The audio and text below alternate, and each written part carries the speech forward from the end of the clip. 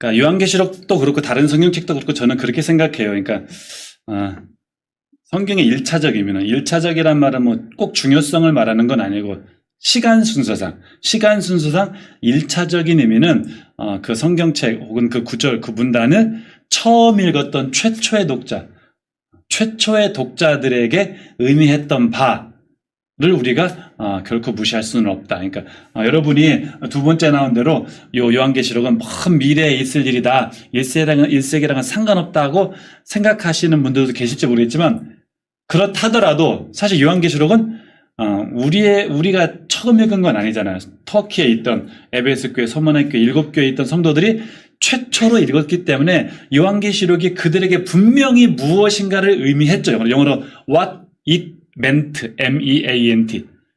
what it means, 그 말씀이 오늘날 지금 나에게, 우리에게, 우리 교회에 무엇을 의미하는지가 물론 중요하지만 그것 못지않게 중요한 것은 요한계시록을 처음 읽었던 에베소 교회 성도들, 서머나 교회 성도들, 버가모 교회 성도들, 두아디라 교회 성도들, 사대, 빌라델피아, 라오디게아 성도들에게 무엇을 의미했었는가, 그 최초의 의미를, 1번의 의미를 우리가 너무나 경시하지는 말고, 다른 성경책도 마찬가지죠. 그렇죠?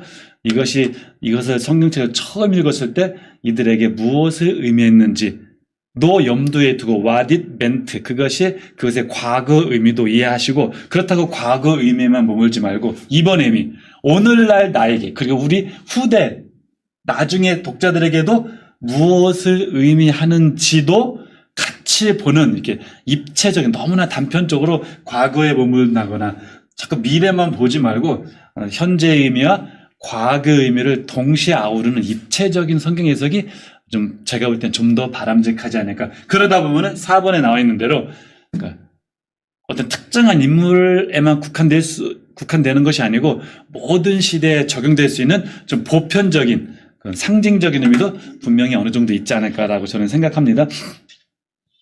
7교회, 요한계시록 1장은 예수님 등장하시고 요한이 자기를 소개하고, 그 다음에 소아시아 7교회에게 편지를 보내라, 이런 말씀이 나오는데, 2장 3장은 사실 이제 소아시아 7교회에 준 구체적인 말씀이에요. 2장 3장은 소아시아 7교회는 소아시아 7교회가 직면한 문제를 한마디로 요약하면은 내우 외환임, 내 안으로, 외 밖으로. 외환위기란 말을 썼었는데 옛날에 안에 근심거리가 있고 밖에 환란이 있었어요. 그러니까 그것은 무엇이다? 내적으로는 어느 단체든지 그렇죠. 어느 나라든지 아무리 외적인 환란이 심해도 어느 나라가, 어떤 교회가, 어떤 집안이 아마 똘똘 뭉친다면은 아마 쉽게 이렇게 무너지지 않을 거죠. 우리나라도 마찬가지겠죠. 그런데 항상 어떤 나라나 사회가 이렇게 무너지는 거 보면은 외적인 환란만 있어서 무너지는 것이 아니라 내적으로 이제 썩을수록 내적으로 이렇게 내적 문제, 분열이라든가 여러 가지 문제가 생기면은, 안이 썩으면은 이제 문제가 심각해지는 건데, 소아시아 7교회도 안으로 문제가 있었어요. 그 문제는 무엇이냐면은 박해가 아니고, 아까 말씀드렸죠. 미혹, 박해와 미혹. 이제 성도들을 괴롭히는 건 지금도 마찬가지라고 생각해. 한국교회도 마찬가지라고 생각하는데, 외적 박해가 있을 수가 있고 내적 미혹. 그러니까 내적 미혹이란 말은 거짓 선지자, 거짓 사도들. 그러니까 겉으로는 굉장히 광명의 천사 같지만 사실은 악의 세력에 속하는 거짓 선지자 혹은 거짓 사도, 예수님 말씀하신 대로 거짓 메시아, 그게 적그리스도가 될 수도 있고, 그 거짓 메시아, 거짓 그리스도, 거짓 사도, 거짓 선지자들이 그 교인들을 미혹하는 그런 미혹이 있었어요. 대한민국 교회를 제가 봐도 지금 2022년도 현실을 보면은 모르겠습니다. 저랑 생각이 다르실 분이 계실지 모르겠지만, 외적 박해 때문에 교회를 떠나는 사람보다는 내적 미혹, 그러니까 겉으로는 다 기독교라는 포장하에 그 이단이 됐든 그 사이비가 됐든 그 거짓 선지자, 거짓 사도, 이런 사람들에게 미혹돼서 교회를 떠나는 미혹의 길로 가는 사람들이 더 많지 않을까라고 저는 조심스럽게 판단을 내려보여. 소아시아 7교회도 그런 거짓 선지자들의 미혹, 발람의 교훈을 따르는 자들, 이세벨을 따르는 자들, 니골라당의 교훈을 따르는 자들, 그런 미혹이 있었다. 그래서 우리가 요한계시록을 여러분이 설교하시거나 강의하시거나 혹은 묵상하실 때 꼭 기억할 것은, 우리 교회 성도들은 다른 건 몰라도 미혹되지 않도록. 그런데 외적으로는 로마와 유대인들로부터의 박해. 그러니까 우리는 흔히 박해하면은 로마 사람들이 교회를 박해했던 것만 기억하는데 그렇지 않고 유대인들로부터도 박해가 좀 있었어요. 요한계시록 자세히 읽어보시면. 그래서 내적 미혹과 외적 박해, 내우 외환 혹은 내환 외우 어떻게 잘 모르겠어요. 내우 외환. 외우 내환이라 해도 내적인 문제와 밖의 문제가, 내적인 문제와 외적인 문제가 두 가지가 다 있었다니까. 건전한 교회는 외적인 박해에도 굴하지 않고 믿음을 지키는 것이고, 또 동시에 내적인 거짓 선지자가 발들 틈이 없을 만큼 그렇게 신학이 건전한 교회가 좋은 교회인데, 에베소 교회가 그 중에 하나를 잘했습니다. 뭐냐면은 에베소 교회의 장점은 뭐냐면은 신학이 아주 건전했어요. 에베소 교회는 7교회 중에 첫 번째로 언급되는 교회예요. 에베소. 에베소 교회는 이 말씀을 써놨는데 자칭 사도라되 아닌 자들, 다시 말하면 거짓 사도들을 시험에 테스트해봤어요. 아마 이랬을 수도 있어요. 누가 설교를 했는데 에베소 교회 사람들이 보니까 이것은 우리가 알고 있는 복음이 아니야. 틀렸다. 그의 거짓된 것을 드러내는 거죠. 신학이 아주 건전한 교회였어요. 너무나 훌륭한 교회지. 이런 측면에 있어서는 니골라당의 행위를 미워해. 거짓 사도가 와서 어떻게 하려고 해도 여기는 신학이 건전했기 때문에 거짓 선지자들, 거짓 사도들이 발붙일 틈이 없는 아주 좋은 교회에서, 그런데 이 교회에 또 치명적인 약점이 있었는데 에베소 교회는 여러분이 다 아시는 대로 사랑이 없어요. 너를 책망할 것이 있나니 너의 처음 사랑을 버렸느냐. 처음 사랑이 이제 우리 흔히 지상명령이라고 하는 가장 큰 명령, The Greatest Commandment, 하나님 사랑, 이웃 사랑, 이제 수직적 사랑과 수평적 사랑으로 복음서에 나오는데, 여기서 사랑이 하나님 사랑인지 이웃 사랑인지 이제 정확하게 안 나와 있지만, 하나님을 사랑하면 이웃도 사랑하고 다 있다고 볼 수도 있겠죠. 어느 사랑이든 사랑이 없는 교회였어요. 근데 이제 수업 시간에 이 부분을 가르칠 때 항상 투표를 해봐요. 제가 학생들에게. 세상에 사랑은 참 많은데 신학이 좀 경계선상에 있는지, 신학이 좀 확실하지 않은 그런 교회가 있고, 한쪽은 신학은 아주 탄탄하고 건전한데 사랑이 좀 없는 교회가 있다. 여러분은 어느 교회를 가시겠습니까? 이렇게 물어보면 거의 반반씩 나뉘더라고요. 거의 50대 50으로 나뉘는데, 여러분은 어떠실지 모르겠어요. 에베소 교회처럼 신학이 탄탄한데 사랑이 없는 냉랭한 교회를 다니시겠습니까? 아니면은 사랑은 풍성한데 신학이 좀 불안한 교회를 다니시겠습니까? 여러분이 목회를 한다면 어느 목회를 하겠습니까? 물론 이제 바보 같은 질문이죠. 가장 좋은 것은 사랑도 많고 신학도 건전한 교회가 좋겠지만, 아마 제 생각에는 그래도 신학이 잘못되면 큰일 나니까 신학이 건전한 게 중요하잖아요. 그러니까 그렇게 생각하시는 분이 더 많을 수가 있는데, 이렇게 말씀하세요. 그러 회개하지 아니하면 내가 네게 가서 네 촛대는 교회를 상징하는 거예요. 하나님께서 에베소 교회에 촛대를 옮기시는 이유는 신학이 건전했음에도 불구하고 사랑이 없는 교회가. 요 구절만 보면은 사랑이 없는 교회는 아무리 신학이 건전해도 존재할 이유가 없는 것이 아닌가. 그러니까 신학이 건전하다는 것은 사랑이 없음을 이렇게 보충하지 않는다. 아무리 신학이 건전해도 사랑이 없으면 예수님이 교회를 없애실 만큼 사랑이 없다는 것은 결정적이고 치명적인 교회의 약점이다라는 것을 꼭 기억하시기를 바랍니다. 사람도 그렇고 교회도 그렇고 그런 것 같아요. 이렇게 좀 신학적으로 탄탄하고 신학이 건전한 사람은 좀 냉랭할 수가 있고, 또 사랑이 많다 보니까 너도 사랑하고 얘도 사랑하고 그러다 보니까 좀 신학의 어떤 정립이 잘 안 될 수가 있는데, 가장 좋은 것은 신학도 건전하고 사랑도 풍부한 교회 개인이 되는 게 중요하다고 생각하는데, 처음 행위를 가지라. 사랑은 추상적인 감정적인 것에 머무르지 않고 행위로 드러나야 된다는 아주 간단하지만 중요한 진리를 가르쳐주는 구절이라고 생각합니다. 사랑이 없으니까 행위로 드러나는, 처음 사랑을 회복하는 처음 행위, 처음 사랑의 행위, 예수를 처음 믿었을 때 내가 어떻게 행동했는지 그런 행위로 이어지는. 그래서 요한계시록은 행위를 굉장히 강조해요. 그래서 그런지 루터는 요한계시록의 권위를 좀 이렇게 높게 보지 않았죠. 20장 끝부분에 가면 최후의 심판에서 책들에 기록된 대로 행위대로 심판하신다는 말씀이 나오고 교회가 입은 어린 양의 신부인 교회가 입고 있는 빛나고 깨끗한 옷은 뭐라고요? 성도들의 옳은 행실. 그러니까 요한계시록은 곳곳에서 행위를 강조하는데 그 중에 하나 교회를 다니기 때문에 예수를 믿는다고 하는데 사랑이 없다. 사랑의 행위가 없다. 그러면은 예수님에게 아주 심각한 질책을 듣는다는 것을 꼭 기억하시기 바랍니다. 제가 7교회를 다 할 수는 없고 이제 에베소 교회가 좀 우리에게 시사하는 바가 크고 두 번째로 서머나 교회와 라오디게아 교회. 서머나 교회는 좀 가난한 교회였어요. 이제 물질적으로 가난한 교회였고 그런데 그게 우연인지 필연인지 공교롭게도 물질적으로 가난한 교회는 예수님한테 칭찬을 들었습니다. 사실 칭찬을 들은 게 아니고 칭찬만 들었어요. 칭찬만 들은 교회 있었죠? 서빌, 서머나와 빌라델피아 교회는 칭찬만 들었어요. 질책만 들은 교회 사라, 사대 교회와 라오디게 교회.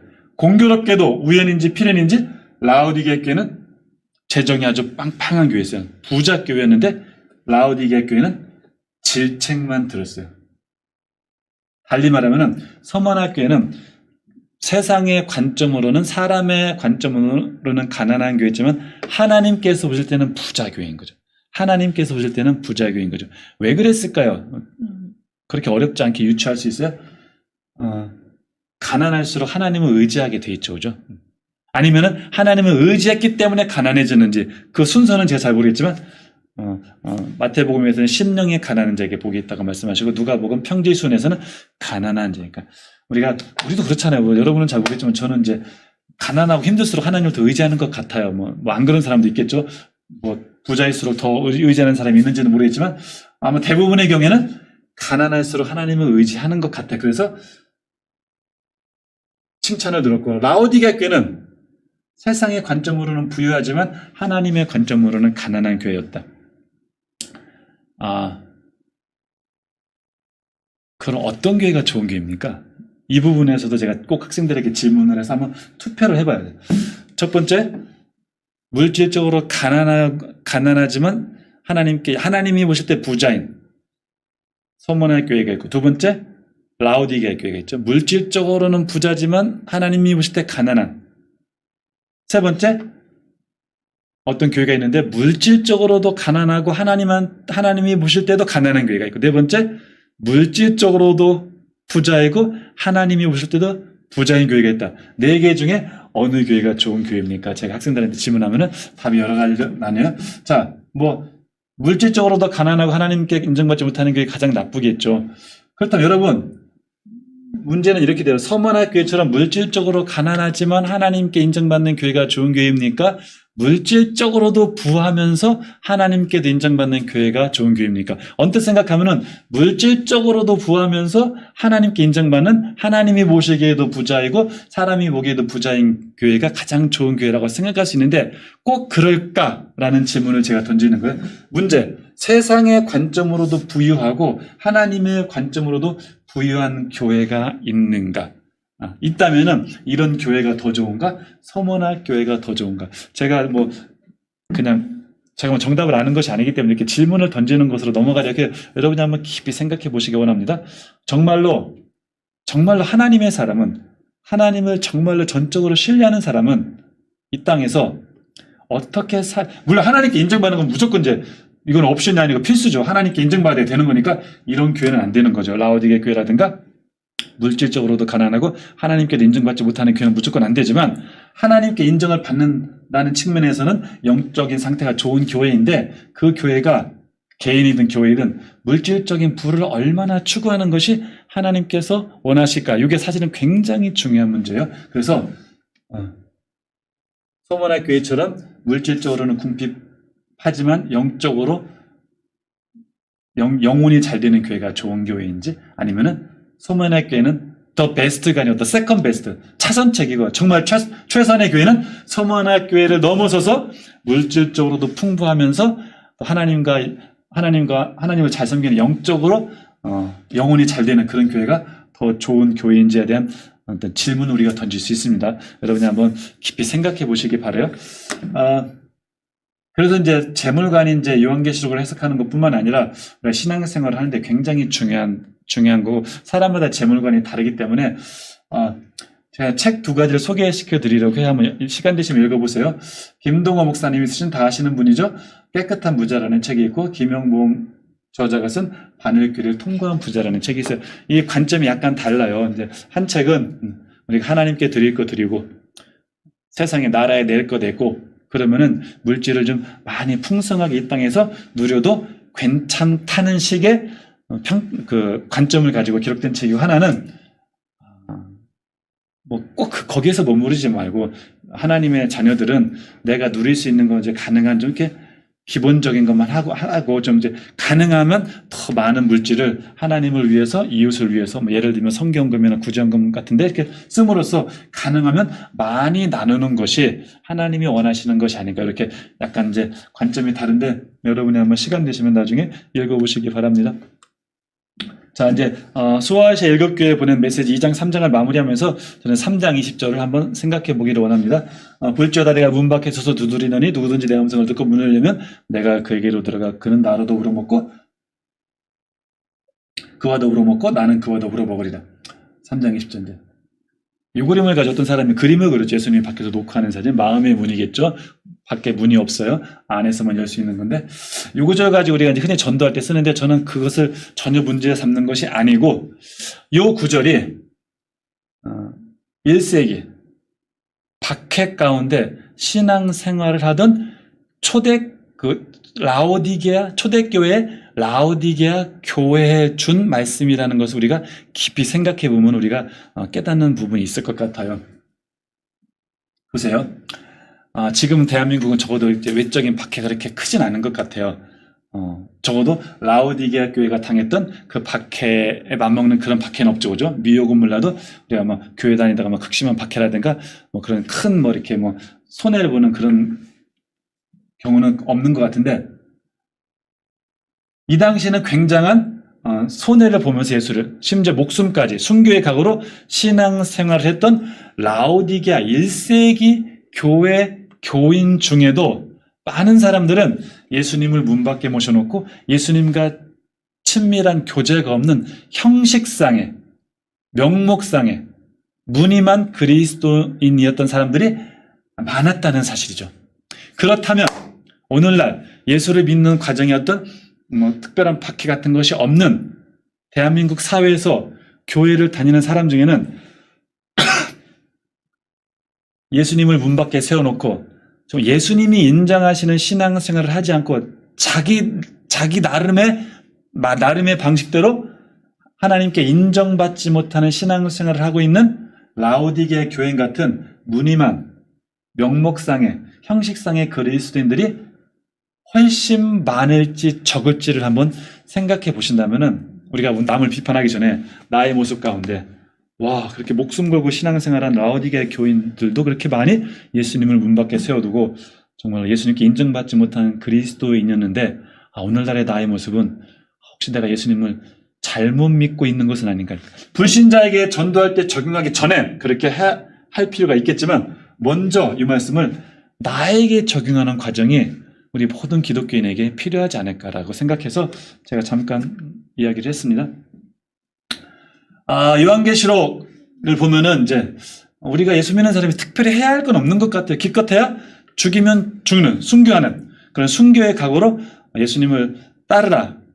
뭐 그거 맞는 말인데 제가 보니까 꼭 그렇지만은 않고 요한계시록에서 독자들에게 요구하는 능동적이고 적극적인 미션 같은 게 세 가지가 있더라고요. 첫 번째는 기도입니다. 5장 8절, 6장 이제 두 번째는 이제 순교자들의 기도예요. 그러니까 우리랑 뭐 직접적으로 연관이 없을 수는 있겠지만, 24장로들이 향이 가득한 금대접을 가지고 있는데 이 향은 무엇이다? 성도들의 기도, 우리의 기도가 하늘로 이렇게 상달된다는 거죠. 순교자들은 하나님 우리가 이렇게 억울하게 죽었는데 하나님 언제 심판하시렵니까? 라고 순교자들도 기도해요. 세 번째로 8장 3절 4절 보니까 천사가 모든 성도의 기도를 5장 8절과 비슷하죠. 보좌 앞 금제단에 드리는 이것들이 시사하는 바는 아무리 세상이 나중에 하겠지만 후천년설에 따르면 세상은 점점 좋아지고 전천년설에 따르면 세상은 점점 악해지던데 세상이 점점 좋아지든 악해지든 말세가 가까워 올수록 아니 말세가 가까워오는 것과 상관없이 요한계시록이 독자들에게 요구하는 것 중 하나는 무엇이냐면 끊임없이 기도하라. 누가 그런 말 했죠? 뭐 내일 지구에 종말이어도 나는 오늘 사과나무 한 그루를 심겠다? 기독교는 내일 지구에 종말이어도 나는 오늘 기도하겠다. 그런 자세가 우리에게 요구된다. 그래서 종말론적 사명 첫 번째가 무엇이다? 기도. 두 번째 요한계시록 11장에 보면은 11장 11, 1 더하기 1, 2죠? 2죠? 두 증인이 나와요. 두 증인이 무엇이냐? 제가 볼 때는 또 많은 사람들이 그렇게 생각하는데 이제 여기 신명기에 보면은 한 사람의 증인은 효과가 없고 두세 사람이 있어야 돼요. 두 명이 있어야 그 증언에 효과가 있는 것처럼 왜 두 증인이라고 했을까? 아마도 이 신명기의 말씀이 반영된 것이 아닌가. 교회가 증인의 예수를 증언하는 증인의 삶을 사는 교회는 효과가 있고 완벽한 그런 권세가 있다는 거죠. 두 증인으로 묘사했기 때문에 증언자로서의 사명을 충실하게 수행하는 교회를 상징한다고 저는 보아요. 그렇다면은 두 증인은 어느 특정한 인물이기보다는 예수님을 따르는 모든 사람들이 효과적으로 충성스럽게 충실하게 예수를 증언하는 종말론적 사명을 완수하는 교회의 모습을 상징하는 것이 아닌가. 그렇다면은 우리가 종말의 때가 와도 기도함과 동시에 기도하고 집안에 골방에서 기도만 하는 것이 아니라 세상으로 나가서 혹은 교회 내에 미혹된 자들에게 예수를 올바로 증언하는 증인의 삶을 살아야 하는 것이 종말론적 사명 두 번째라고 저는 생각합니다. 그래서 이제 증언하느라 순교한 자들에게 20장 4절 보면 특별한 천년왕국의 상급이 약속되어 있기도 하고요. 우리 슬라이드에는 안 썼지만 제가 갑자기 생각나서 말씀드리는데 우리 순교자라는 단어가 있어요. 순교자. 영어로 마터죠. 마터. M-A-R-T-Y-R인데 마타라는 단어가 원래 헬라어 마르투스에서 왔습니다. 마르투스. 신학 공부하신 분은 다 아실 거예요. 마르투스 같이 한번 해볼까요? 마르투스인데 이 순교자를 의미하는 헬라어 그리스 마르투스의 원래 뜻은 순교자가 아니고 증인이란 뜻이었어요. 증인. 무슨 말이냐면은 순교자는 원래 목숨을 잃는 것이 순교자의 핵심 의미가 아니고 원래 순교자의 원래 뜻은 자기가 본 것을 내가 이것을 보았다. 이 사람을 보았다라는 식으로 법정에 가서 증언대에 서서 증언하듯이 내가 예수를 보았다. 내가 이런 체험을 했다. 자기의 신앙 생활을 자기가 보고 듣고 느끼고 체험한 경험한 것을 사람들에게 증언하는 그런 사람을 원래 그 증인인데 그 증인이란 단어가 원래 마르투스였는데 그 증인이라는 의미가 순교자가 자꾸 이렇게 증언하다 보니까 증인의 삶을 사는 기독교인이 자꾸 죽다 보니까 순교자의 의미로 약간 의미가 바뀐 거지 원래 순교자의 원래 뜻은 순교가 아니고 증인이었다는 것을 우리가 꼭 기억하는 거죠. 그러니까 혹시 내가 아무리 예수를 증언하는 증인의 삶을 살아도 죽지 않았기 때문에 순교자가 아니라고 볼 수도 있겠지만 또 다른 각도에서 보면은 내가 설사 죽지 않더라도 예수를 증인하는 종말론적 사명을 감당하면 그분은 그 마르티스의 원래 의미에 비추어 보면은 순교자라고도 할 수 있다. 뭐 그런 사람은 없겠지만 설사 내가 목숨을 내놔도 예수를 증언하는 증인의 삶을 살다가 죽은 것이 아니고 다른 목적으로 죽었다 하면 원래 순교자의 참된 의미에 미치지 못한다라는 결론도 나올 수가 있겠죠. 그래서 기도와 증언의 삶은 종말에 따라 살아가는 모든 성도들에게 요구되는 것이 아니고 그러다 보니까 증인의 삶을 살다 보니까 어떤 사람은 순교할 수도 있고 어떤 사람은 순교의 각오라고 해서 왜냐하면 모든 사람이 죽는 것이 아닌 것 같아서 사실 순교하고 싶어도 못하는 사람이 있을 수 있으니까 6장 11절 보면은 여기 나와 있는데 아까 말한 대로 기도에서 두 번째 순교자들이 우리의 억울함을 갚아달라고 하나님께 기도하죠. 그때 하나님의 응답이 이것입니다. 잠깐 쉬어라. 형제들도 너희처럼 죽임을 당하여 그 수는 순교자의 수가 차기까지 기다려야 되니까. 무슨 말이냐면은, 요한계시록에 따르면은 역사가 끝나는 하나님의 종말론적 심판이 이루어지는 그 과정 중에 꼭 필요한 게 하나 있어요. 그게 뭐냐면 순교자의 수가 차야 된다는 거죠. 근데 마태복음에 따르면은 세상 끝이 오기 전에 천국 복음이 온 세상에 전파되어야 한다. 그러니까 마태복음에 따르면은 복음이 온 세상에 전파되어야 한다. 이 구절은 많은 사람이 알고 있는데 이 구절은 잘 모르시는 분이 계세요. 요한계시록 버전에 따르면은 요한계시록에 따르면은 복음이 되어야 한다고 나오지 않고 순교자의 수가 차야 된다. 그러면 이거는 다른 얘기냐? 다른 얘기가 아니죠, 그죠? 복음이 땅 끝까지 전파되기 위해서 많은 사람들이 증인의 삶을 살다 보면 그만큼 순교자도 많이 나오겠죠. 그러니까 아주 밀접한 관계가 있다고 보는 것이죠. 저는 종말이 완성되기 위해서는 순교자의 수가 차야 되는데 그 순교자의 수가 찬다는 말은 순교자가 많아질수록 천국 복음이 온 세상에 전파되는 것이기 때문에 결국 같은 이야기를 하는 것이 아닌가 저는 이렇게 봅니다. 아까 우리가 요한계시록을 어떻게 읽고 적용할 것인가. 적용의 문제에 있어서 어떤 지적인 어떤 정보, 인포메이션, 지적인 안내를 받는 것도 중요하지만 그것보다 더 중요한 것은 이 말씀이 나에게 적용돼서 나의 삶이 바뀌는 곳까지 가는 게 어린 양의 신부로서 빛나고 깨끗한 세마포 옷이 상징하는 성도들의 옳은 행실로까지 가는 것이 더 중요하지 않나. 제가 그런 말씀을 드렸죠. 어떻게 보면 이제 종말론적 사건과 인물들은 손가락 같은 거 이런 일이 있을 것이라고 하나님께서 정보를 주시는 거예요. 7인 재앙, 7 대접재앙, 7 나팔 재앙이 있고 천년왕국이 있고 뭐 이런 것이 있다는 것은 그것에 대한 정보를 주려는 목적이 핵심이 아니고 이런 정보를 통해서 하나님께서 당신의 백성들에게 위로와 소망과 용기를 주고 혹시 마음이 흔들리는 성도들이 있으면 결단하고 회개를 촉구하는 그런 손가락이 가리키는 그 더 중요한 메시지가 있는데 그런 관점에서 요한계시록 읽기를 제가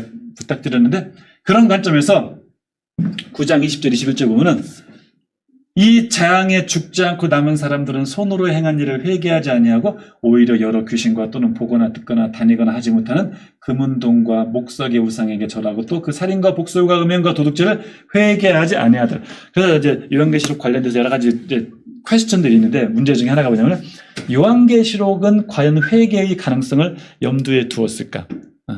어떤 사람들은 22장 11절 보면 그냥 거룩한 자들은 계속 거룩하게 살고 이렇게 불의를 행하는 자들은 계속 불의하게 살고 이렇게 거의 뭐 이미 결정이 난 것 같은 그런 이제 회개는 불가능하다라고 보는 사람도 있고 아니다 얼마든지 회개가 가능하다고 보는 사람도 있는데 저는 회개가 가능하다고 보지만 거의 불가능에 가깝다. 그렇지만 불가능하진 않다라고 보는 쪽인데 아무튼간 이 재앙이 있음에도 불구하고 악인들이 회개하지 않는데 저는 여기서 이 회개하지 않은 죄목의 두 가지 성격을 좀 말하고 싶습니다. 첫 번째, 우상에게 절하고 이스라엘 시대이든 제가 아까 써놨죠. 어디?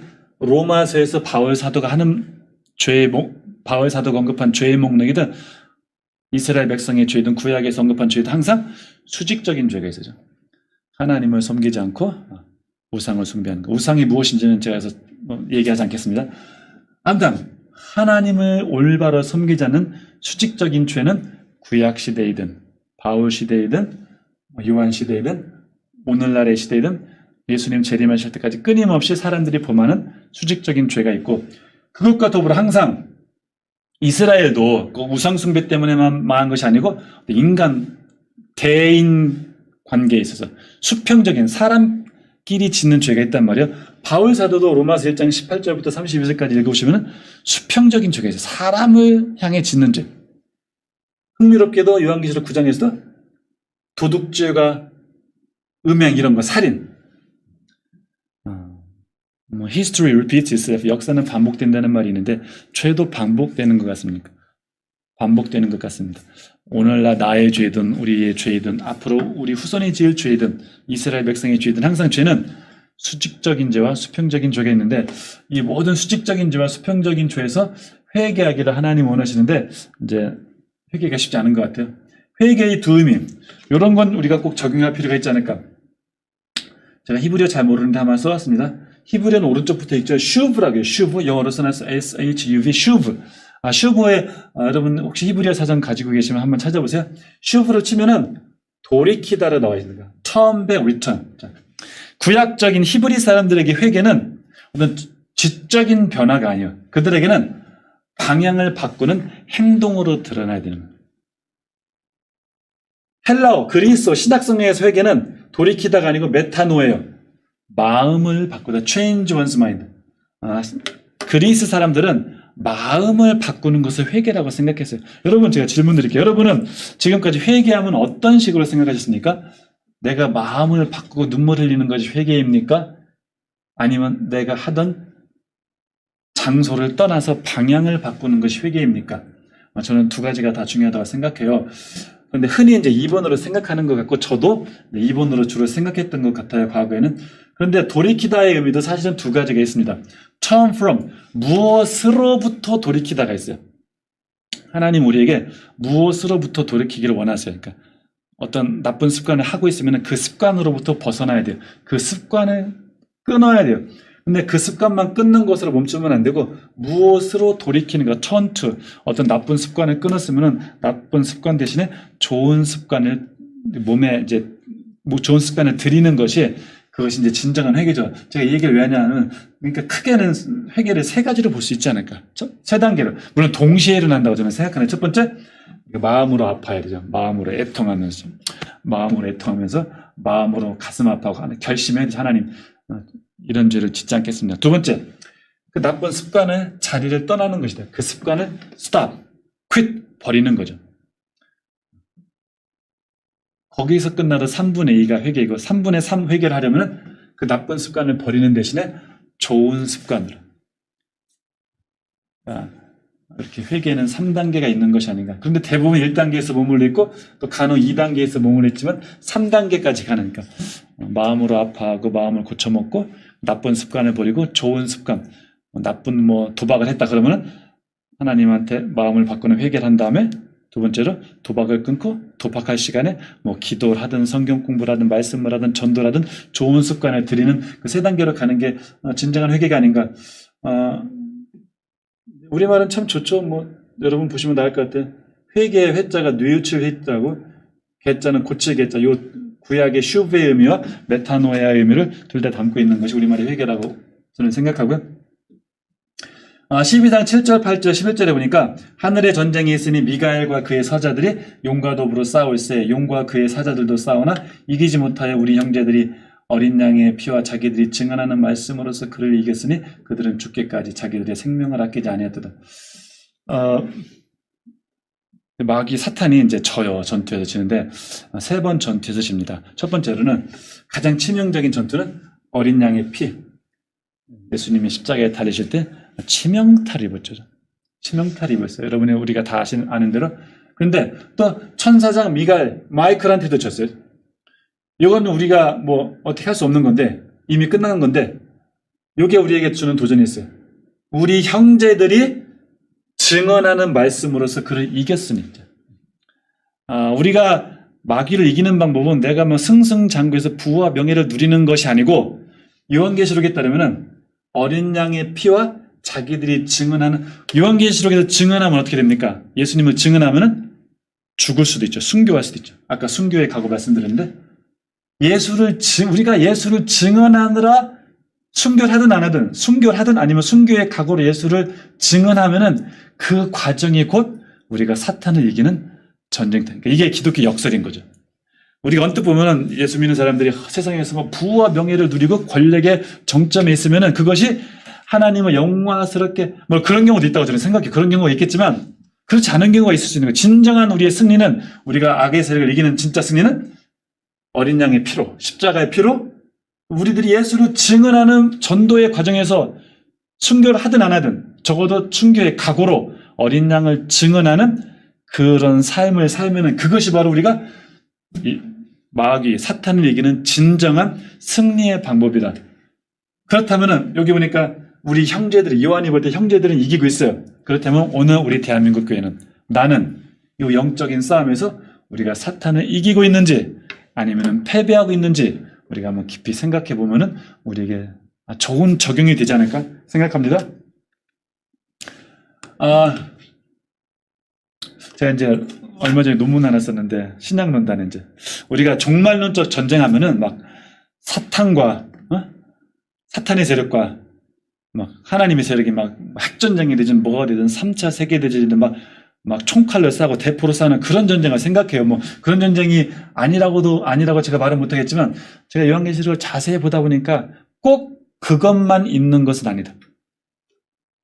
요한계시록에서 묘사하거나 암시하거나 언급하는 종말론적 전쟁에는 참말과 거짓말의 말싸움, 로고스의 싸움이 있다라고 저는 생각해요. 말씀을 봅시다. 제가 어떤 근거로 이런 말 하는지 먼저 읽어볼까? 거짓 선지자의 겉모습은 예수 그리스도를 닮아 보일 수 있어도 외모가 중요한 게 아니라 seems 그렇게 보일 수가 있지만 그렇게 보이는 게 단 아니죠. seems와 is는 큰 차이가 있지 않습니까?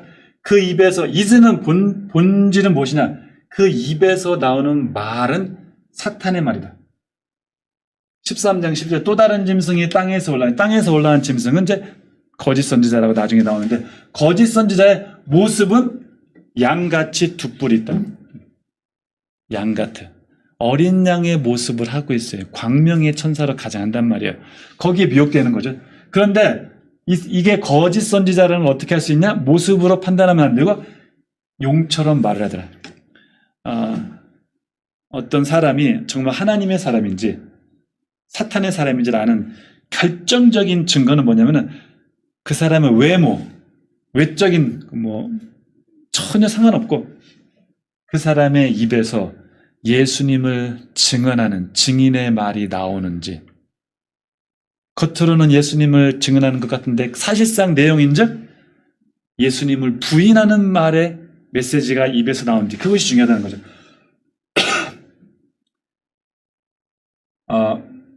하나님 곧 전능하신 이의 큰 날이 있어 전쟁을 하나님의 군대와 싸우려는 전쟁을 일으키는데 그 더러운 영이 용의 입과 짐승의 입과 거짓 선지자의 입에서 나는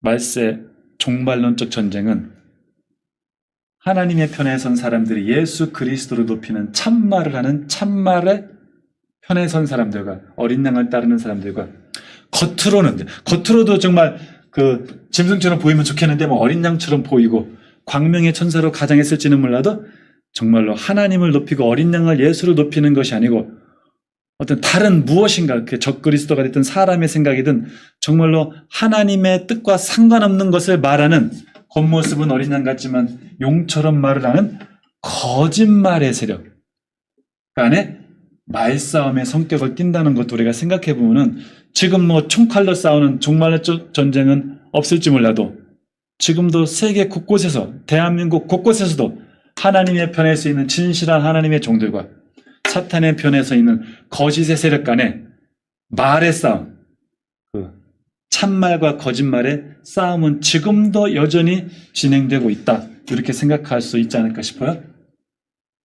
이제 이런 비슷한 메시지가 성경의 곳곳에 나온다, 그죠?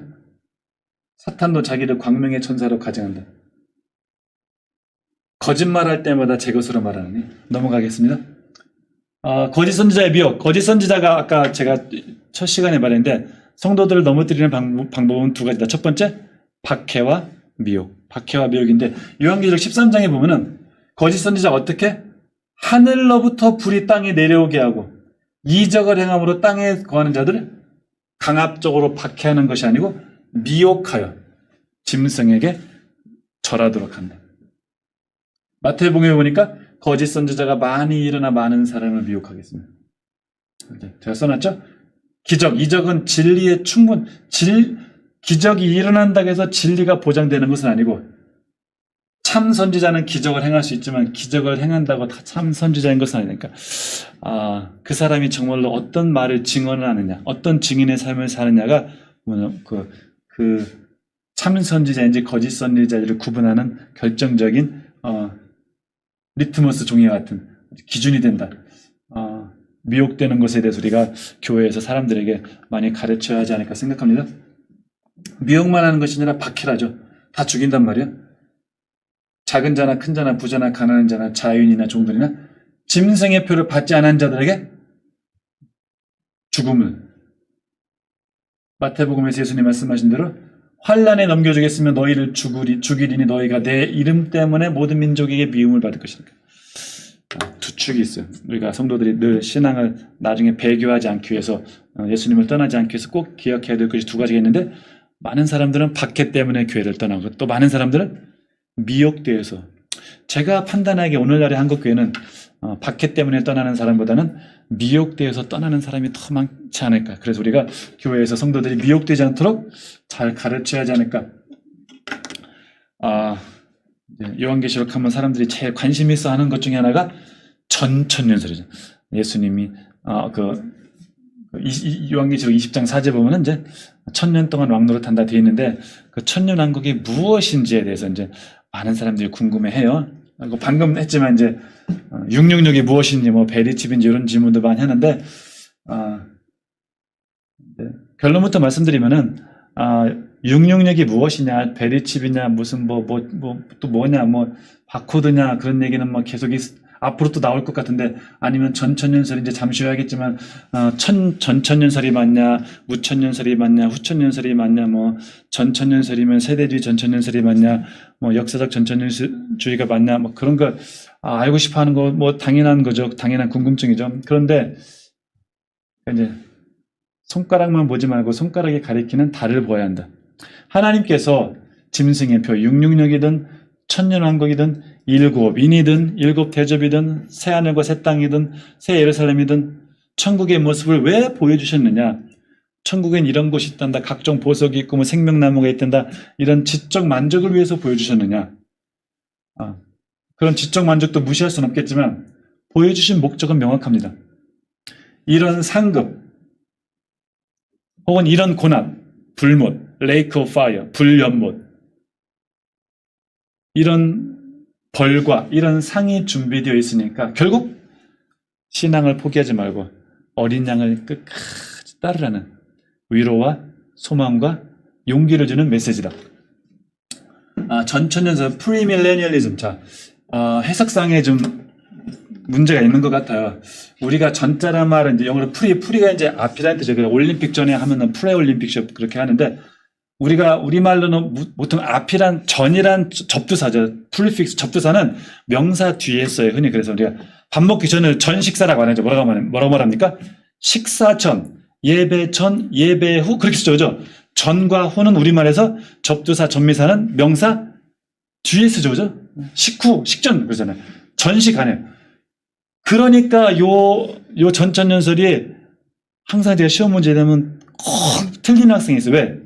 번역상에 오해를 불러일으킬 만한 소지가 있어요. 그래서 저는 말이 안 되는 제안일 수 있겠지만, 우리가 전천년설이라고 번역하지 말고 천년전설이라고 번역하면은 훨씬 이해가 쉽지 않을까. 천년전설 합시다. 천년전설. 그러면은 전천년설을 천년전설로 번역하면은 후천년설은 뭐라고 번역할 수 있을까요? 천년후설. 그 다음에 무천년설은 천년무설. 좀 말 이상한데 처음이니까 어색해서 그렇지 쓰다 보면 괜찮아요. 천년전설. 천년 전에 있다는 거예요. 그럼 깔끔하죠. 천년전설에 따르면은 천년왕국 전에 있다는 거예요. 무엇이? 재림이. 후천년설 천년후설에 따르면은 천년왕국 후에 예수님이 재림하신다는 거예요. 이해되셨죠? 전천년설 어떻게 하자고요? 천년전설. 후천년설은 천년후설. 천년전설, 천년왕국 전에 예수님의 재림이 있어요. 그러니까 예수님이 재림하시고 그 다음에 천년왕국이 있는 거예요. 그러니까 재림 후에 문자적 천년왕국이 이 땅에 실현되는 것이 전천년설이에요. 여기 문자적이라는 말이 중요하니까. 요한계시록 전천년설에서는 19장도 그렇고 20장도 그렇고 문자적으로 해석해요. 상징적으로 해석하지 않고 문자적으로 해석해요. 그래서 제가 1교시 때 그랬죠. 이 표현은 상징적으로 해석해야 할지 문자적으로 해석해야 할지를 아는 것이 굉장히 중요한데, 특히 요한계시록에서는 그것이 굉장히 중요하고 굉장히 어렵다 하면서 천년왕국을, 천년을 문자적으로 딱 999년 다음에 천년으로 문자적으로 축자적으로 해석하면은 전천년설이라 제가 이렇게 간단하게 미리 말씀드렸는데, 그래서 재림 후에 문자적 천년왕국. 요한계시록 19장 후반부에 보면 예수님의 재림이 나오거든요. 그러니까 전천년설에서는 예수님의 재림 후에 문자적으로 천년왕국이 이 땅에 딱 1000년 동안 임하는 겁니다. 그렇게 임한다고 보는 프리밀레니얼리즘 천년 전설이 있어요. 무시 못하죠, 그죠? 제가 이제 옛날에 CBS인가요? 그 잘잘법에 잠깐 이렇게 녹화를 하나 했죠. 그래서 천년왕국에 대한 얘기를 간단하게 했더니 댓글에 이제 제가 꼭 뭐가 맞다라고 이렇게 딱 꼭 집어서 말을 안 했더니 또 댓글에 상처 주는 말이 몇 개 있던데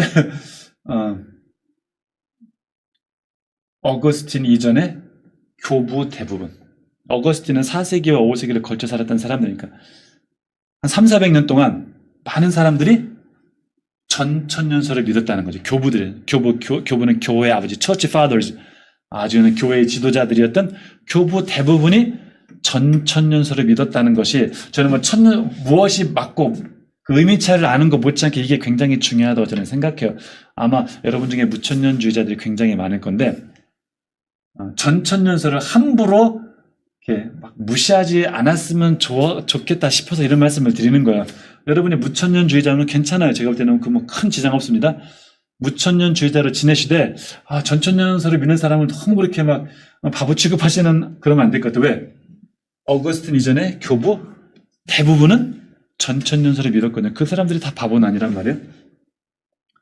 나중에 하겠지만 어거스틴은 무천년설의 아버지라고. 어거스틴이 무천년설을 주장한 이후로 많은 사람들이 무천년설을 믿었어요.